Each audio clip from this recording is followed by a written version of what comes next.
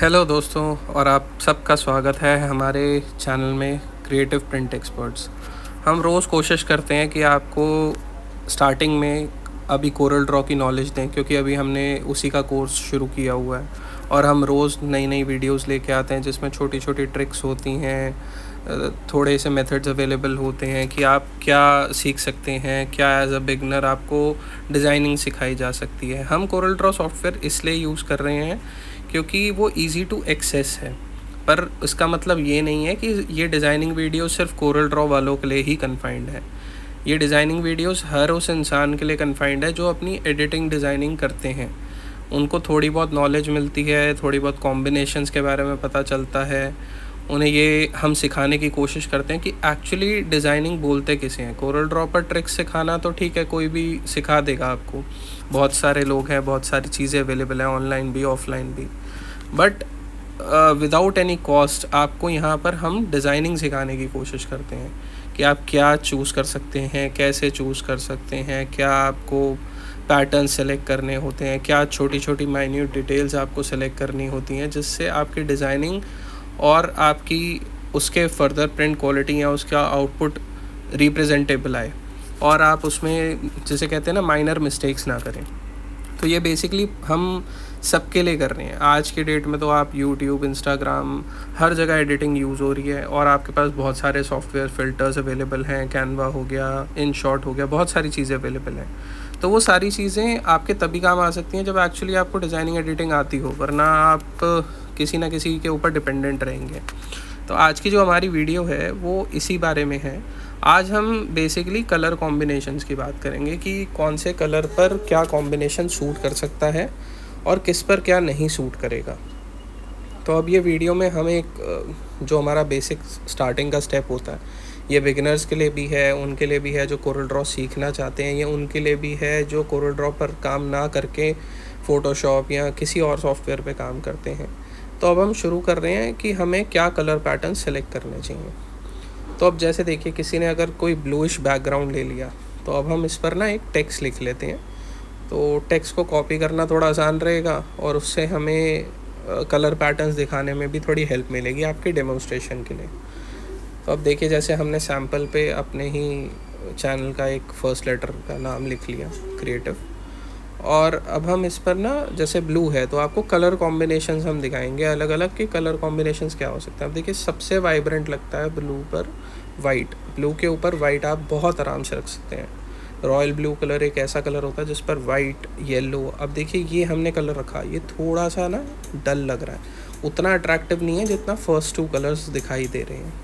तो आज हम इसमें एक और चीज़ आपको सिखाएंगे। अगर आपको कलर वही सेलेक्ट करना है, या आपको वही कलर अच्छा लग रहा है, या आपको अपनी प्रिंटिंग में या एज डिमांड वही कलर चूज़ करना पड़ रहा है, तो आप उसको कैसे अप फ्रंट भी ला सकते हैं कि उसी कलर को आप सेम बैकग्राउंड पे ले पाएँ और उसको दिखा पाएँ कि वो फिर भी वाइब्रेंट लगे सेम बैकग्राउंड पर होने के बावजूद। अब देखिए, हमने 5 सिलेक्शंस ले ली। वाइट था, वो तो एवर एज ग्रेसफुल दिखाई दे रहा है ब्लू पर। येलो भी बहुत अच्छा लग रहा है।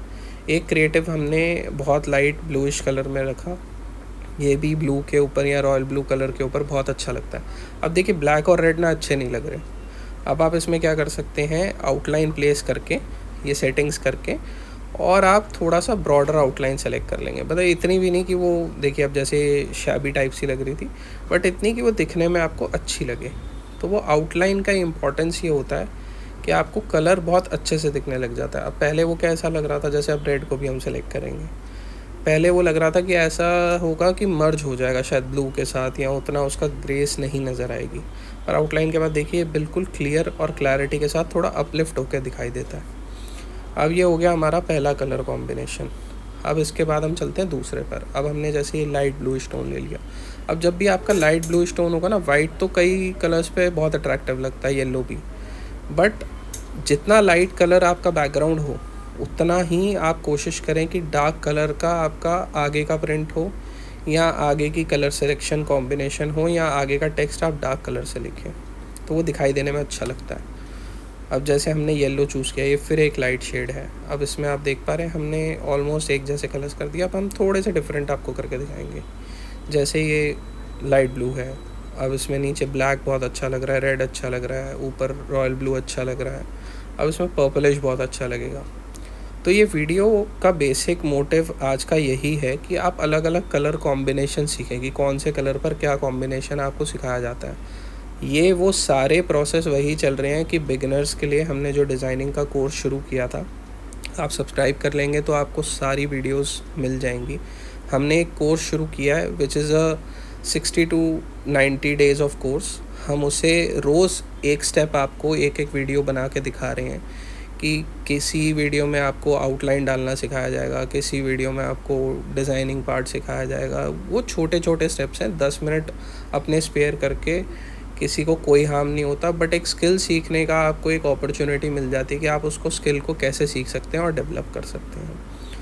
तो आप स्क्रीन पर रेगुलर देख रहे हैं कि हम शेड्स आपको बदल के दिखा रहे हैं, अलग शेड्स पर अलग कलर्स, कौन से कलर कॉम्बिनेशन के ऊपर आप क्या कलर ले सकते हैं वो ईज़िली आप देख सकते हैं। और बार बार हम ना आउटलाइन शेड भी आपको बदल के दिखा रहे हैं कि कहीं पर आपने लाइट बैकग्राउंड लिया और लाइट ही उसके ऊपर कलर लिया, तो कई बार ऐसा होता है कि वाइट आउटलाइन हमेशा वर्क नहीं करती।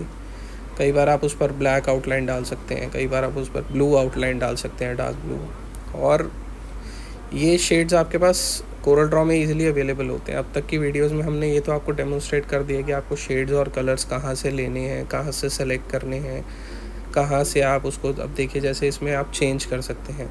And this is a very good way out. आपको स्पेसिफिकली कोई कलर सेलेक्ट नहीं करना, कोई कलर कॉम्बिनेशन को उसकी जैसे कहते हैं ना परसेंटेज रेशियोज़ नहीं डालनी। आप सिंपली यहाँ नीचे जाकर जो हमारा कलर ऑप्शन आ रहा है वहाँ पर आप सिंपली जाकर अपना कलर सेलेक्ट कर सकते हैं।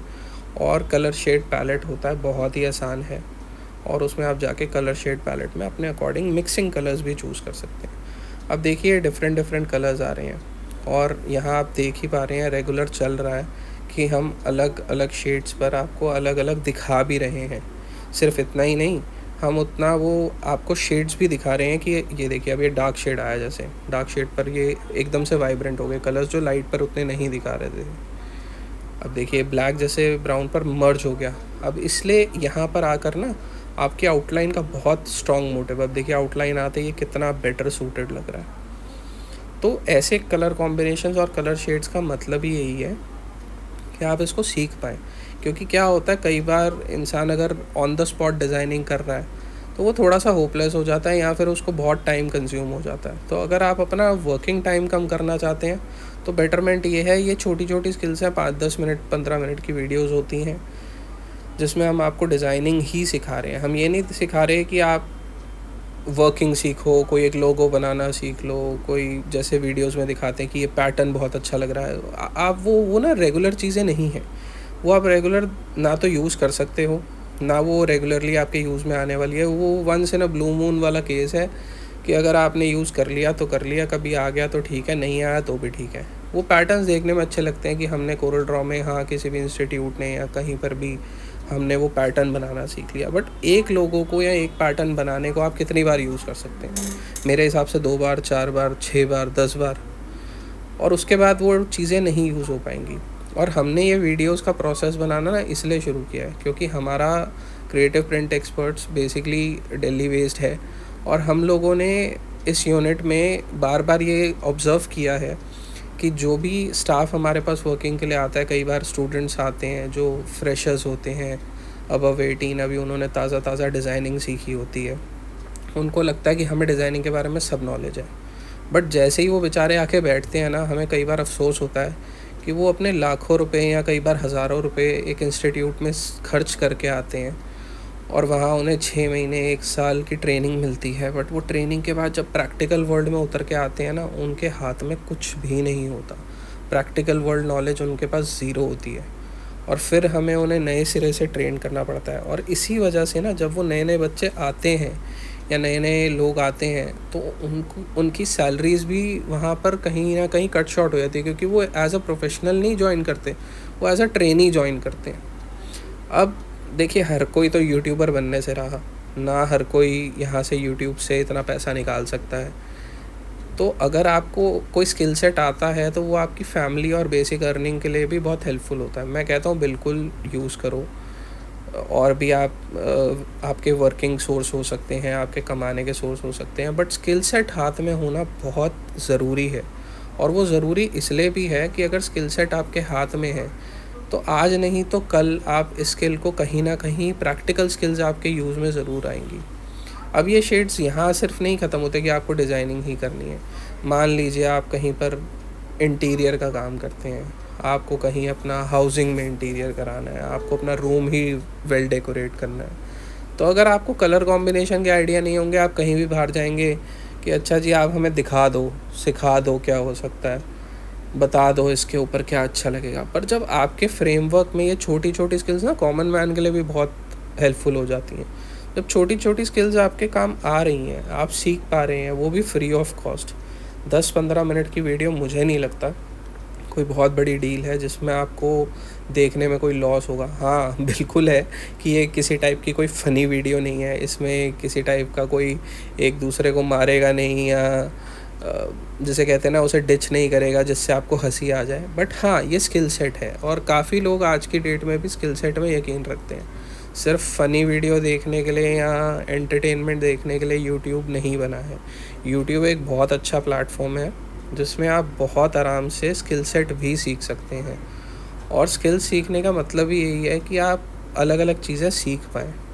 अब देखिए पूरी वीडियो के दौरान आप मेरे बातों पर कंसंट्रेट करने के साथ साथ अगर स्किल सेट पर भी ध्यान दें तो हमने कम से कम आपको 15 से 20 कलर कॉम्बिनेशंस पैटर्न्स अलग अलग दिखाए हैं, जिसमें आप देख सकते हैं, सीख सकते हैं, चेकआउट कर सकते हैं कि किस कलर के ऊपर क्या सूट कर सकता है, कौन से कलर के ऊपर क्या नहीं सूट करेगा।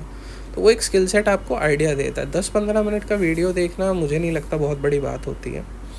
तो हम डेली वीडियोस इसलिए बनाते हैं ताकि लोग इन्हें देखें, कुछ सीख जाएं और कुछ सीखने के साथ साथ लोगों में नॉलेज आए। क्योंकि प्रिंटिंग एक ऐसी चीज़ है या डिज़ाइनिंग एक ऐसी चीज़ है आपके हर डे टू डे चीज़ों में यूज़ आती ही आती है।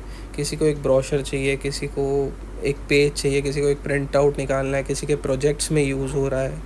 तो हर जगह इसका यूजेज है, कहीं ना कहीं एक कॉमन मैन हर जगह इसकी यूटिलिटी में आता ही है।